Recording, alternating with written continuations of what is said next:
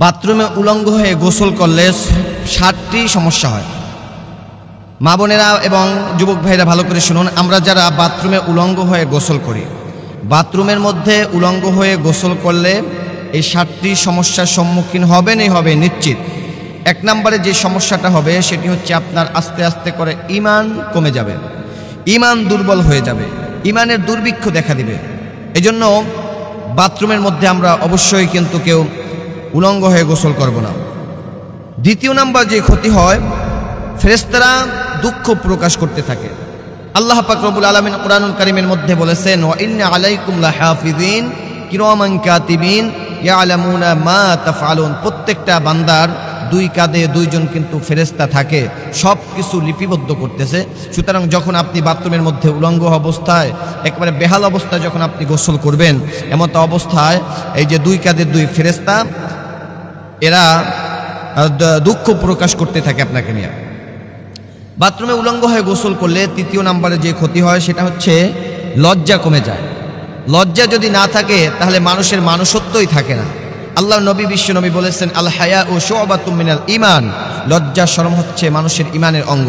সুতরাং বাথরুমে উলঙ্গ হয়ে গোসল করলে আপনার আস্তে আস্তে করে লজ্জা কিন্তু কমে যাবে।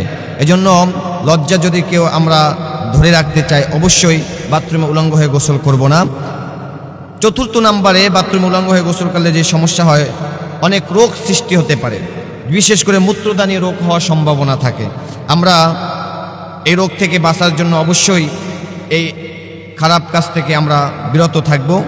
5 নম্বরে হচ্ছে এই আপত্তিকে যেই ক্ষতিটা হয়, বাথরুমে উলঙ্গ হয়ে গোসল করলে 5 নম্বরে যে ক্ষতিটা হয় সেটি হচ্ছে এই আপত্তিকর অবস্থায় যদি মানুষ মারা যায়, আপনি যদি ইন্তেকাল করেন বাথরুমে বসে, ওমা তাদরি নাফসুম মাযা তাকসিবু গাদা, মানুষ কোথায়, কোন অবস্থায়, কোন হালতে, কোন জায়গায় মারা যাবে সে নিজেও জানে না।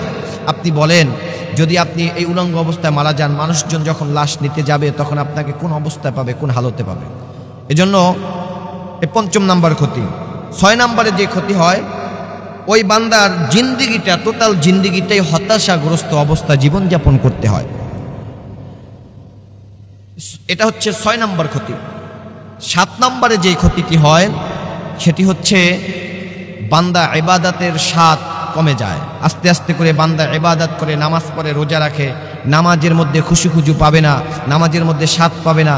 যে ইবাদতের ভিতরে স্বাদ না পায় সে ইবাদত আল্লাহর দরবারে কবুল হয় না।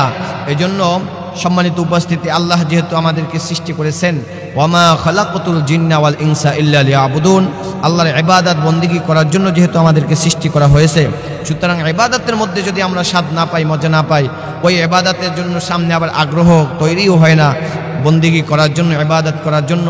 সুতরাং আমরা এই 6টা ক্ষতি থেকে বাঁচার জন্য, এই 7টা ক্ষতি থেকে বাঁচার জন্য অবশ্যই বাথরুমে উলঙ্গ হয়ে গোসল না করব অবশ্যই আমরা। আল্লাহ পাক রব্বুল আলামিন আমাদের সকলকে কবুল করুক।